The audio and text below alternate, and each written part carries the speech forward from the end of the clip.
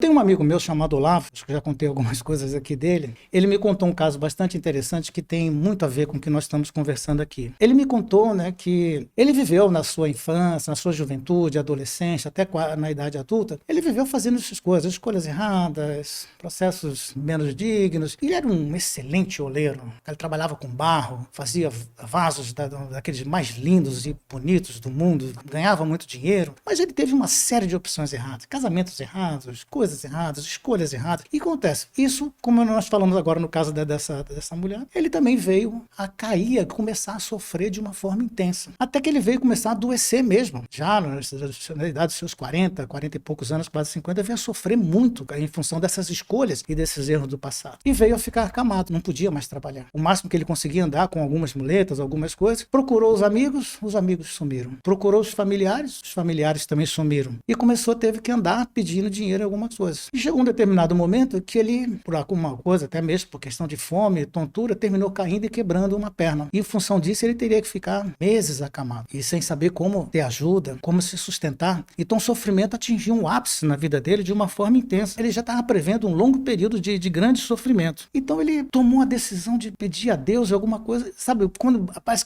que chega um ápice da dor e do sofrimento, onde a pessoa chega a um ponto que parece que abre o seu coração e pede ajuda. E foi o que aconteceu com esse meu amigo. Ele pediu ajuda. No momento dele de se deitar e dormir, ele fez uma prece muito profunda e, sabe, nas lágrimas mesmo, pedindo a Deus que o ajudasse a ter uma saída para aquilo. E como a gente sabe que o plano espiritual é muito bom, no momento que ele dormiu, então ele, de repente, teve um sonho de que um anjo do Senhor chegou até ele, o despertou e ele, assustado, olhando para saber quem era. E então esse mensageiro do céu conduziu, então, ele, assim, até a sua oficina, onde ele fazia todos aqueles vasos, aquelas coisas lindas. E o mensageiro, assim, então, olhou, aquele anjo perguntou para ele: Olavo, como que você faz vasos tão lindos, tão perfeitos, tão maravilhosos? E ele, assim, ainda meio assustado, ele falou: sabe o que eu faço? Aí quando tocou naquele lado profissional dele, que ele tinha amor por fazer, ele falou: não, sabe o que acontece? Eu pego o barro ainda impuro, cheio de impurezas, eu começo a amassar, esfregar, bater, e faço o processo, jogo isso, jogo aquilo,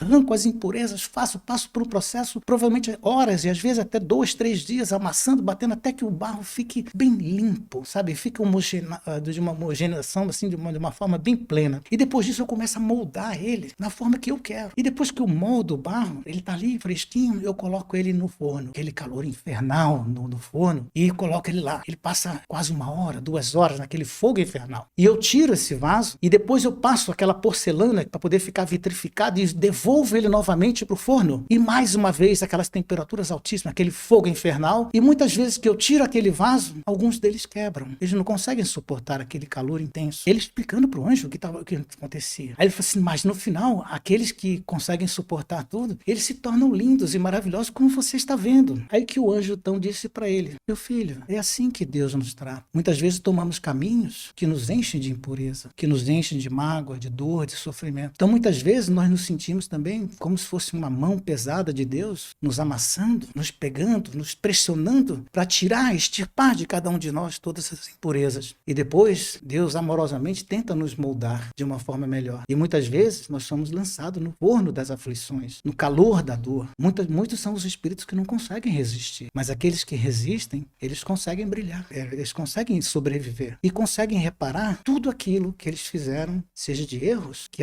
alcançamos nessa atual existência. Então, isso significa que todos nós temos a oportunidade de nos tornarmos vasos perfeitos. Só depende da nossa resignação, só depende da nossa obediência, só depende do empenho que nós colocarmos em cada um de nós de entendermos aquilo que nós precisamos mudar em nós para nos tornarmos melhor. Então, essa história que esse amigo meu me contou, e muitas vezes nós nos encontramos assim. Nós nos encontramos, somos despertados muitas vezes pela dor e nós somos surpreendidos. Mas por quê? E muitas vezes nós estamos sendo amassados, pressionados e depois aquele calor da dor, nós não sabemos por quê. Então é um momento que nós temos que pensar, é um momento que nós temos de refletir. Por que eu estou passando por isso? Isso não é de vida passada. Porque se fosse de vida passada, por que eu ia passar só agora? Então é esse tipo de coisa que nós temos que começar a pensar. E muitas vezes também, Éden, são muitas vezes que nós também não conseguimos entender os motivos da nossa dor. Quando nós conseguimos entender o motivo da nossa dor, nós optamos, vou seguir, vou corrigir, vou suportar, porque senão eu vou quebrar, como quebrava os vasos no forno. Eu não vou ficar perfeito, eu não vou ter condição e eu vou retornar à pátria espiritual sem ter conseguido.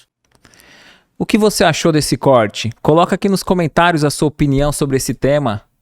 Para ver o episódio completo, é só pesquisar Recomeçar Podcast Espírita. E caso tenha ficado alguma dúvida sobre a doutrina espírita, é perfeitamente normal. Procure ler as obras de Allan Kardec.